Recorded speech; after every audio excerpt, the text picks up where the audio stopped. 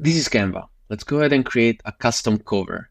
So to create a custom cover, we go on custom size and we want to make it 9 by 16. So we're going to go 180 by 1920, as you can see. We're going to create new design. And as you can see, we will have our cover. Now, let's go ahead and rename this to Lambros cover, as you can see. And what we will do is now recreate a cover. How should a cover look like? Let me give you two examples of covers. The first one is, as you can see, the Vose style. This is a faceless style. They're going to create one logo and then two animal heads, or a character head. If, for example, in this case, Messi is talking and then maybe there is Ronaldo speaking, they're going to use Ronaldo, all of that stuff. But as you can see, it's mainly animals. And this works really well for Vozen because once you log in, as you can see, you look at their homepage, you can see that it's really clean with all of the logos piled, and then all of the animals with the glittering eyes. And to recreate these images, it's really, really simple. You just go into DALL-E if you have ChatGPT 3, and if you don't, you just go into Bing Image Creator.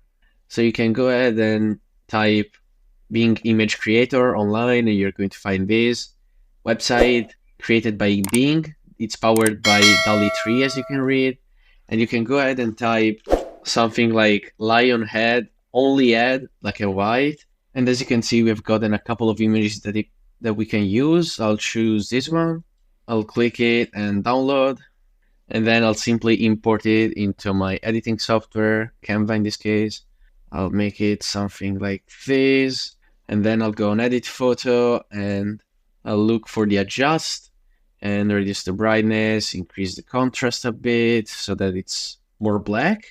And then I'll zoom in, make sure that it's in the middle, and then put the background to black. And now I'll simply go ahead and background remove. And as you can see, there are no longer the particles on the side. And now we have this image which is highly defined, and then we just need to add the text. So we add the text box and we can type it Vozen, and the font, I'll make it pencil because that's what's used by Vozen. And then I'll just highlight everything, make the spacing of the letters more, increase the size, make it bold, and then just make it white. So I'll go on color, put it on white. And as you can see right now, we have this, which is amazing. We can also make the image of the lion even less bright and with more contrast so that the text stands out better. You can also, if you want, a small lift, which is going to highlight the text a bit more. You can make it more intense or less, but as you can see, there is quite a bit difference. It's like a subtle glow. So you just put it like this. You retype your name here, of course. You can also make it lower if you want to make sure that you can see the lion's eyes. And that's it. You're going to have your template that you can use every time, and you just need to swap out the lion with something else. And also, quick thing, you can also add a circle, which is what's used by Vozen. So you make it white, you make it small, and then you zoom in, you make it smaller, and you put it in his eye. This is a small detail that is used by Vozen. There we go. Then you copy paste, and then you just bring it here. You zoom in, there we go, and we just put it here. And as you can see, we have the glittering eye as well, which is used by Vozen as well, which is perfect. But this may not resonate with you and your specific style, because maybe what you have isn't a faceless page, but a page with your face. And the inspiration I take when it comes to thumbnails from videos with a face is Houston Cold. Houston Cold, as you can see, has always the same text for consistency, same font, same colors, and there are a couple of images that he has taken once, and then he reuses them for each thumbnail. For example, this image and this image are the same one. This one is just slightly bigger and mirrored. Same here. This image is the same one, just mirrored. It's also here. And then we can find this image, which is also here, mirrored. It's here. And then we have this one, which we have found here, here, here. You just take this picture once, and then you can apply them to each thumbnail and just flip them over and over. You can also go ahead and do like NetJunkZala takes a frame from the actual video and uses it for the thumbnail, as you can see.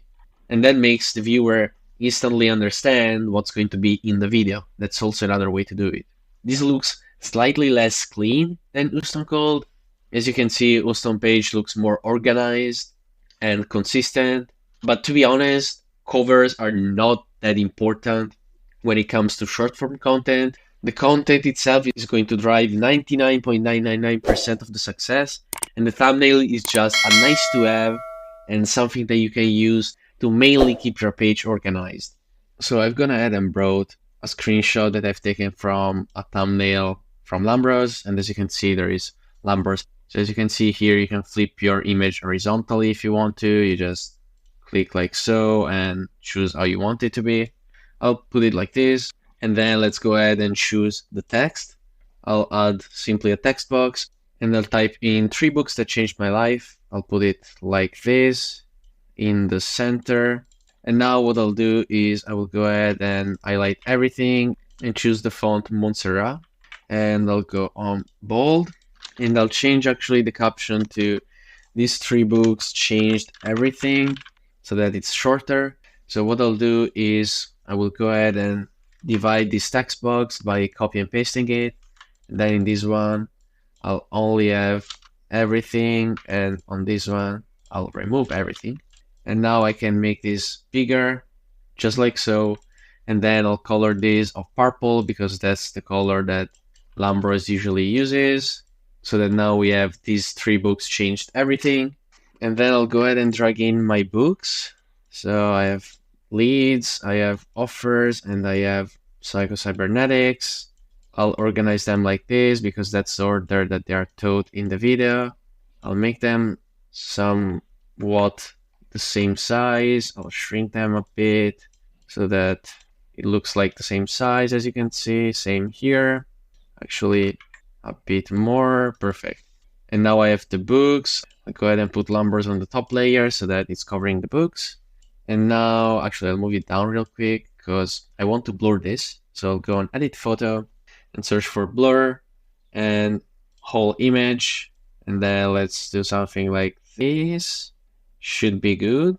Maybe a bit less. Let's go with a bit more. So I'll click on Edit Photo once again and change the blur to 80.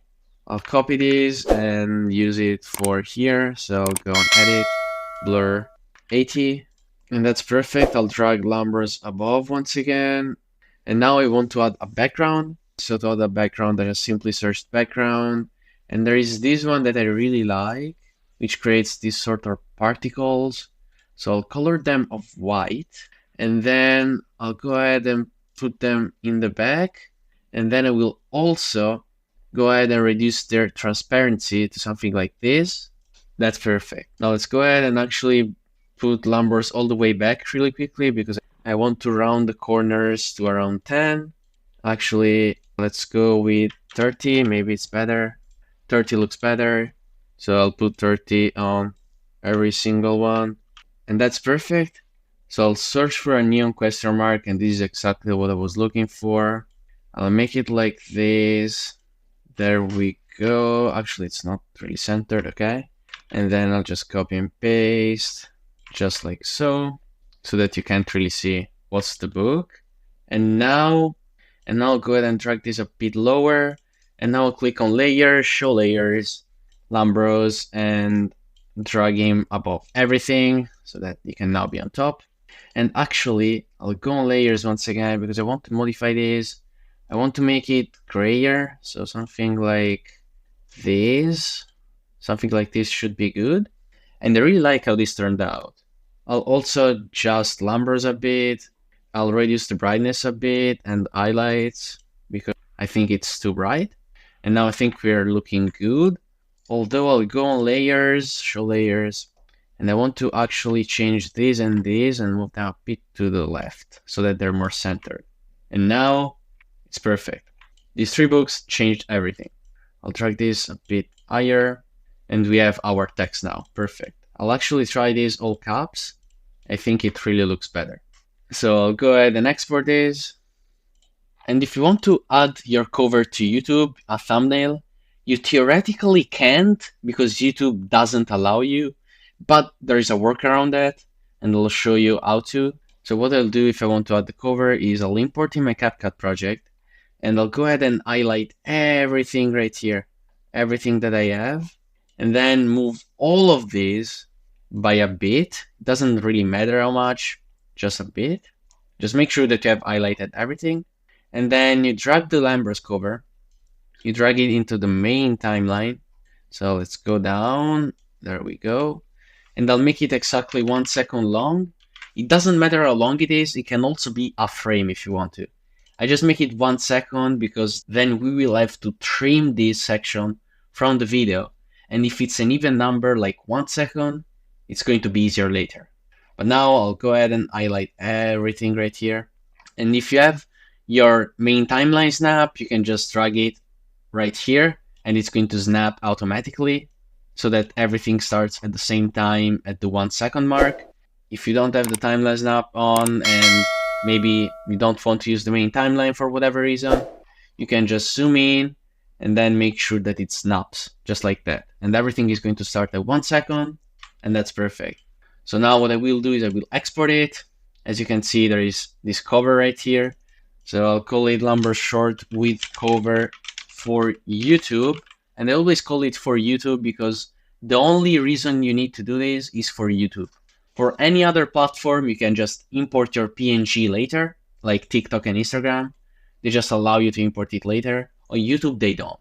So you just export like this, go right here, you click on plus, and then you're going to be able to pick your video from your library. You go ahead and click next, next, and here you will have the details. You're going to click on unlisted, and then you're going to change the thumbnail, and you're going to make sure that you're choosing it. As you can see, you click at the start, click on done, and once you click done, you click on upload short.